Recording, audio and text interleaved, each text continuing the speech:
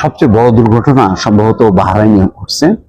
সেখানে যুক্তরাষ্ট্রের যে বিমান ঘাঁটি ছিল সেই বিমান ঘাঁটি ধ্বংস করা হয়েছে, ইরান দাবি করছে। পরিস্থিতি এমন যে আমেরিকা নাগরিকরা মিডল ইস্টের কোনো দেশে আর টিকতে পারছে না। 14টা দেশ ছাড়ার আহ্বান জানাইছে আমেরিকা। মোট 14টা দেশ ছেড়ে যাওয়ার আহ্বান জানাইছে। সহায়তা মিলবে না ইসরায়েলে থাকলেও সেখানে কোনো সহায়তা দেওয়া হবে না। অন্যদিকে দেখেন যে শুধু ডোনাল্ড ট্রাম্প না, কিয়ার স্টারমার যুক্তরাজ্যের প্রধানমন্ত্রী, তিনিও ভয় পেয়েছে, তার কাছ থেকে সহায়তা পাচ্ছে না। এই কারণে স্টারমারকে নিয়ে ডোনাল্ড ট্রাম্প দারুণভাবে ক্ষুব্ধ হয়েছে। আমরা দেখি প্রথম যে ঘটনাটা ঘটছে, যুক্তরাষ্ট্রের পররাষ্ট্র দপ্তর তাদের নাগরিকদের 14টি দেশ অবিলম্বে ছেড়ে যাওয়ার জন্য সতর্ক নির্দেশ দিয়েছে। কনসুলার বিষয়ক মার্কিন সহকারী পররাষ্ট্রমন্ত্রী মোরা নামদার সামাজিক যোগাযোগ মাধ্যমে লিখেছেন, গুরুতর ঝুঁকির কারণে পররাষ্ট্র দপ্তর মার্কিন নাগরিকদের যত দ্রুত সম্ভব যে পরিবহন ব্যবস্থা আছে যা আছে তা দিয়ে তাড়াতাড়ি 14টা দেশ থেকে বেরিয়ে যাও। সেগুলি কোনটা দেখেন, অধিকাংশই হচ্ছে মিডল ইস্ট। দেশগুলোর মধ্যে আছে বাহরাইন, মিশর, ইরান, ইরাক, ইসরায়েল, ফিলিস্তিন ভূখণ্ড, জর্ডান, কুয়েত, লেবানন, ওমান, কাতার, সৌদি আরব, সিরিয়া, সংযুক্ত আরব আমিরাত এবং ইয়েমেন। তার মানে মিডল ইস্টের আর কোনো দেশ বাকি নেই। এদিকে ইসরায়েলে অবস্থিত মার্কিন দূতাবাস সেখানে অবস্থানরত নিজ দেশের নাগরিকদের জানিয়েছে তাদের সরিয়ে নেওয়ার ক্ষেত্রে দূতাবাস কোনো সহায়তা দিতে পারবে না। ইসরায়েলের এমন অবস্থা যে সেখানে সবাই নেওয়ার মতন অবস্থা তাদের নেই। অনলাইন পোস্টে করা নিরাপত্তার সতর্কবার্তায় দূতাবাস জানিয়েছে, ইসরায়েলের পর্যটন মন্ত্রণালয় মিশরের সঙ্গে থাকা পারাস সীমান্ত পারাপারের জন্য শাটল বাস পরিচালনা করছে। কেউ যদি দেশ ত্যাগের জন্য এই বিকল্প পথ বেছে নেন তবে মার্কিন সরকার নিরাপত্তা নিশ্চয়তা দিতে পারবে না। আমেরিকাও এখন ভয়ের মধ্যে আছে যে কোথায় তারাই তখন লুকানোর জায়গা পাচ্ছে না। দূতাবাস মার্কিন নাগরিকদের আরো জানিয়েছে, মিশরীয় সীমান্তের উদ্দেশ্যে রওনা দেওয়া এই বাসগুলোতে আসন পেতে হলে তাদের অবশ্যই পর্যটন মন্ত্রণালয় ইভাকুয়েশন ফর্ম এর মাধ্যমে নিবন্ধন করতে হবে। তো এই হচ্ছে এখন পরিস্থিতি। আর সবচেয়ে বড় ধাক্কাটা খেয়েছে বাহরাইনের শেখ ইসা এলাকায় একটি মার্কিন বিমান ঘাঁটিতে হামলা চালানোর দাবি করছে ইরান। হামলায় বাহরাইনের যুক্তরাষ্ট্রের একটি বিমান ঘাঁটি ধ্বংস হয়েছে বলে খবর প্রকাশিত হচ্ছে। ইরানের ইসলামিক রেভলিউশনারি গার্ড কোর বা IRGCর সঙ্গে সম্পর্কিত ফার্স নিউজ এজেন্সি প্রকাশিত ফুটেজে দেখা যাচ্ছে দূরবর্তী লক্ষ্যবস্তুতে একের পর এক রকেট বিস্ফোরিত হচ্ছে। সংস্থাটি দাবি করছে IRGC ড্রোন এবং ক্ষেপণাস্ত্র হামলায় বাহরাইনের শেখ ইসা অঞ্চলে অবস্থিত যুক্তরাষ্ট্রের ঘাঁটিতে একটি কমান্ড এবং স্টাফ বিল্ডিং ধ্বংস হয়েছে এবং জ্বালানির ট্যাঙ্কে বিস্ফোরণ ঘটেছে। ঘটনা সম্পর্কে যুক্তরাষ্ট্র এখনো কোনো মন্তব্য করেনি।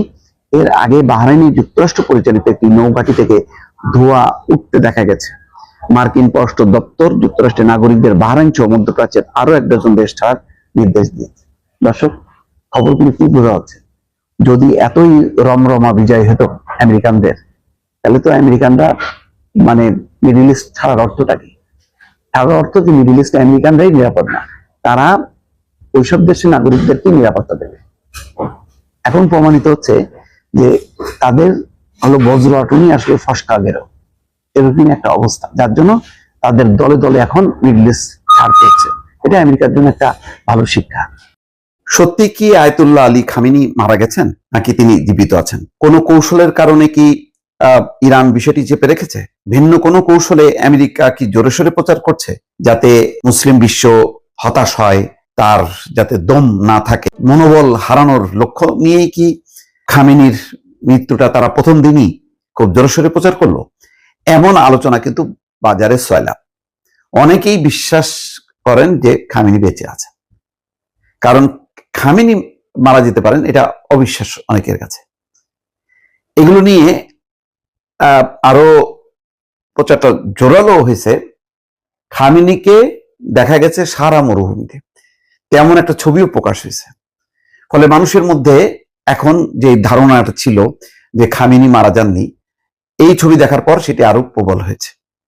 এই নিয়ে গণমাধ্যম রিপোর্ট করেছে যে যুক্তরাষ্ট্র ইসরায়েলের অতর্কিত হামলায় ইরানের সর্বোচ্চ নেতা আয়াতুল্লাহ আলী খামেনির মৃত্যু হয়েছে। শনিবার দেশটির রাষ্ট্রীয় গণমাধ্যম এবং আন্তর্জাতিক সংবাদ সংস্থাগুলো এই খবর নিশ্চিত করেছে। তারপরও মানুষ এটা বিশ্বাস করছে না। কিন্তু সামাজিক যোগাযোগ মাধ্যমে তার জীবিত থাকার দাবি করে বেশ কিছু ছবি ভাইরাল করেছে। অনুসন্ধানে দেখা গেছে খামেনির সাহারা মরুভূমিতে অবস্থানের একটা দাবি করা হয়েছে, কিন্তু সেটা বিভ্রান্তকর এবং ভিত্তিহীন। ইন্টারনেটে ছড়িয়ে পড়া একটা ছবিতে দেখা যাচ্ছে যে আয়াতুল্লাহ আলী খামেনি জীবিত আছেন, বর্তমানে তিনি সাহারা মরুভূমিতে অবস্থান করছেন। এ বিষয়ে ফ্যাক্ট চেক বা তথ্য যাচাই দেখা গেছে ওই ছবিটি বর্তমান সময়ের নয়, এটি 2014 সালের একটি পুরনো ছবি। বর্তমান পরিস্থিতির সঙ্গে এই ছবির কোনো সম্পর্ক নেই। কোনো নির্ভরযোগ্য ভিডিও বা প্রত্যক্ষদর্শীর বিবরণও এই দাবির সপক্ষে পাওয়া যায়নি, ফলে বিশেষজ্ঞরা এটিকে নিছক অপপ্রচার বা মিস ইনফরমেশন হিসেবে চিহ্নিত করেছেন। এদিকে হরমুজ প্রণালী নিয়ে কড়া বার্তা দিয়েছে চীন। দেশটির মুখপাত্র বলেছেন, চীন সব পক্ষকে অবিলম্বে সামরিক অভিযান বন্ধ করতে এবং উত্তেজনা আরো এড়াতে হরমুজ প্রণালীর নৌপথের নিরাপত্তা বজায় রাখতে এবং বৈশ্বিক অর্থনীতিতে আরো বড় প্রভাব পড়া প্রতিরোধ করার আহ্বান জানিয়েছেন নিয়মিত সংবাদ সম্মেলনে তিনি। যাক, এটা অন্য বিষয়। বিষয়টা হলো যে মুসলিম বিশ্বের একটা বড় অংশ মানে খামেনিকে তাদের জীবনের শ্রেষ্ঠ বীর হিসেবে মনে করেন। ধর্মীয় নেতার প্রতি তাদের সম্মান ভালোবাসা একেবারে চূড়ান্ত রকমের। সেই কারণে খামেনি এইভাবে মারা যাবে, যেখানে একটা শঙ্কা করা ছিল যে এবার লক্ষ্য হচ্ছে খামেনি, কেউ বিশ্বাসই করতে পারেনি। আসলে একটা অবিশ্বাস্য ঘটনা। বিভিন্ন সংবাদ মাধ্যমে যে রিপোর্ট, তাতে দেখা যাচ্ছে যে খামেনিকে এখন না, হঠাৎ করে হামলা করে তাকে মেরে ফেলেছে তা না, খামেনিকে হত্যার জন্য গত 7-8 মাস ধরে তার উপর নজর রাখছিল ইরানে অবস্থানরত ইসরায়েলের মোসাদ বাহিনী এবং আড়িপাতা যন্ত্রটা নিয়ন্ত্রণ করছিল মার্কিন যুক্তরাষ্ট্র।